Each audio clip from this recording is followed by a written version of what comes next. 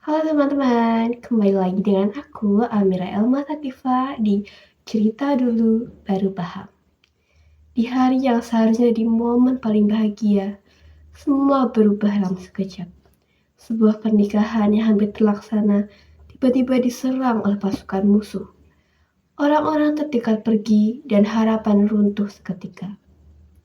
Dan ini bukan cerita fiksi, ini benar-benar terjadi di Indonesia lebih dari 1000 tahun yang lalu. Tepatnya di sejarah kerajaan Kahuripan.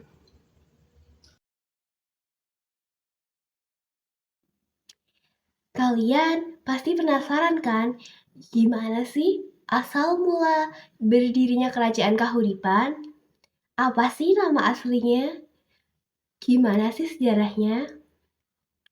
Kalau kalian penasaran, tonton terus video aku ya. Jadi, awal mula berdirinya kerajaan Kahuripan bermula dari tahun 1016 Masehi. Saat itu, Airlangga hendak dinikahkan dengan putri dari Raja Dharmawangsa Teguh yang merupakan raja dari kerajaan Medang. Putrinya yakni Galuh Sekar hendak dinikahkan dengan Airlangga. Namun naasnya, saat melaksanakan pernikahan di Kota Watan, mendapatkan penyerangan dari Raja Mulawari dari Luaram. Dari penyerangan itu, Raja Dharmawangsa Teguh sekaligus putrinya Galuh Sekar tewas meninggal dunia. Dari sinilah akhir dari kerajaan Medang. Saat itu, Airlangga yang berhasil lolos melarikan diri dengan pendeta yakni Mpu Narotama ke hutan pegunungan. Setelah kurang lebih hidup selama 3 tahun sebagai pertapa di hutan pegunungan, Airlangga sendiri mendapatkan desakan dari para pendeta untuk membangun kembali kerajaan dan membangkitkan Wangsa Isyana. Kalau dilihat dari peta tersebut, wilayah kerajaan Kahuripan sendiri benar-benar membentang luas dari timur ke barat. Wilayah kekuasaan kerajaan Kahuripan sendiri meliputi Madiun, Kediri, Surabaya, Pasuruan, bahkan ke Malang. Airlangga juga memperluas wilayah kerajaan hingga ke Jawa Tengah. Bahkan pengaruh kekuasaannya itu benar-benar diakui sampai ke Bali. Atas dedikasinya mendirikan kerajaan, Airlangga ini mendapatkan gelar yakni Sri Maharaja Rakai Halu Sri Lokeswara Dharma Wangsa Airlangga Ananta Wikramo Tunggadewa. Kerajaan Kahuripan sendiri berasal dari kata bahasa Jawa yakni hurip yang diberi imbuhan ke dan akhiran an yang memiliki makna kehidupan. Selanjutnya ada masa kejayaan kerajaan Kahuripan. Masa jaya dari kerajaan Kahuripan sendiri dapat dilihat dari berbagai aspek. Ada dari aspek agamaan, aspek ekonomi, bahkan dari aspek transportasinya sendiri. Yang pertama ditandai dengan membangun Sriwijaya Asrama sebagai pusat keagamaan pada tahun 1036 Masehi. Selanjutnya ada mendirikan tanggul di wilayah Waringin Sabto pada tahun 1037 Masehi. Pembangunan tanggul ini nggak cuma untuk mencegah banjir, teman-teman. Ternyata itu juga digunakan untuk irigasi sawah.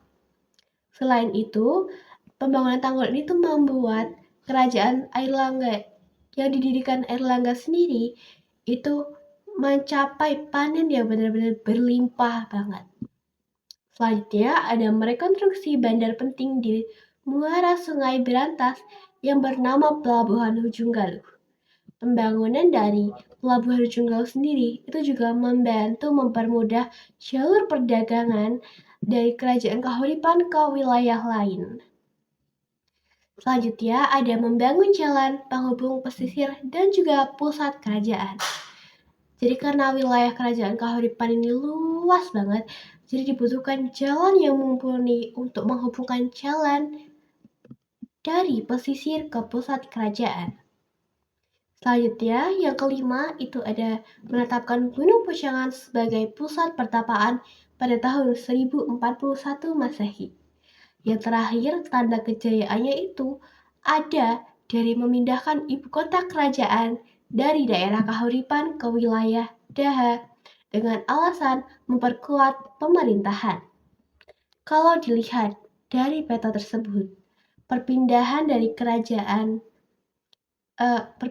ibu kota Kahuripan ke Daha sendiri itu nggak terlalu jauh, itu cuma sekitar 120 hingga 130 km aja. Selanjutnya, di situ kalau dilihat itu nggak cuman ada pelabuhan Hujung Galuh aja, tetapi juga ada pelabuhan Kambang Putih. Tapi meskipun ada dua pelabuhan, yang memiliki lokasi paling strategis adalah Hujung Galuh. Karena dia dekat dengan pulau-pulau lain kayak Pulau Madura dan lain sebagainya. Sehingga mempermudah jalur perdagangan kerajaan Kahuripan sendiri. Selanjutnya, kalian pasti mikir, kok bisa sih dari kerajaan sejaya itu tiba-tiba runtuh? Apa sih faktor penyebabnya? Yuk, simak terus ya. Jadi, faktor runtuhnya kerajaan Kahuripan sendiri itu bermula dari Putri Mahkota, yakni Sanggrama Wijaya Tunggadewi menolak naik tahta. Jadi, Sanggrama Wijaya Tunggadewi lebih memilih menjadi pertapa. Akhirnya, atas saran dari para penasihat kerajaan, pada tahun 1042 Masehi, Raja Airlangga sendiri membagi wilayahnya menjadi dua bagian untuk mencegah perebutan tahta antara putra Airlangga. Pembagian itu dibagi menjadi dua, yakni wilayah timur dan wilayah barat. Wilayah barat sendiri diberikan kepada Sri Samarawijaya yang diberi nama Kerajaan Kadiri. Dan juga wilayah timur yang diberi nama Kerajaan Janggala untuk putranya Mapanji Garasakan. Dari situlah akhir dari Kerajaan Kahuripan berdiri, karena setelahnya Kerajaan Kahuripan akan dibagi dua untuk kedua putranya.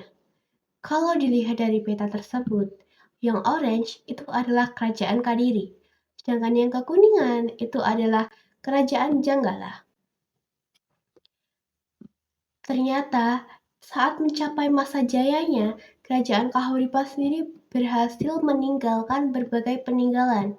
Gak cuma candi, gak cuma prasasti, tapi juga karya sastra yang benar-benar terkenal sampai sekarang. Yang pertama kita bahas candi dulu ya. Jadi candi yang pertama itu ada Candi Belahan. Candi Belahan merupakan tirtaan suci yang berkaitan dengan air langga. Keunikannya terletak pada dua arca Dewi Laksmi dan Dewi Sri di mana air keluar dari bagian dada yang melambangkan air amarta atau air kehidupan. Yang kedua, ada Candi Semar Jalatunda yang merupakan tempat pemandian dan pertapaan yang digunakan untuk kegiatan spiritual. Candi ini menunjukkan pembangunan kehidupan keagamaan pada masyarakat saat masa Kahuripan. Karena yang candi udah kita bahas, selanjutnya kita masuk ke prasasti ya teman-teman. Yang pertama, itu ada Prasasti Kamalgian. Prasasti Kamalgian ini mencatat pembangunan Waringin Sabto untuk mengatasi banjir Sungai Berantas serta penetapan Desa Kamalgian sebagai daerah perdikan atau daerah bebas pajak. Yang kedua, itu ada Prasasti Pucangan. Prasasti Pucangan sendiri berisi riwayat kehidupan Airlangga, mulai dari silsilah, peristiwa pelarian, hingga keberhasilannya membangun kembali kerajaan. Selanjutnya, yang ketiga itu ada Prasasti Pamuatan. Prasasti Pamuatan ini memuat gelar lengkap Airlangga serta informasi mengenai perpindahan ibu kota ke Daha pada masa akhir pemerintahannya. Selanjutnya, yang keempat itu ada Prasasti Cane yang berisi penghargaan dari raja kepada penduduk desa Cane yang berperan sebagai garis depan dalam pertahanan kerajaan.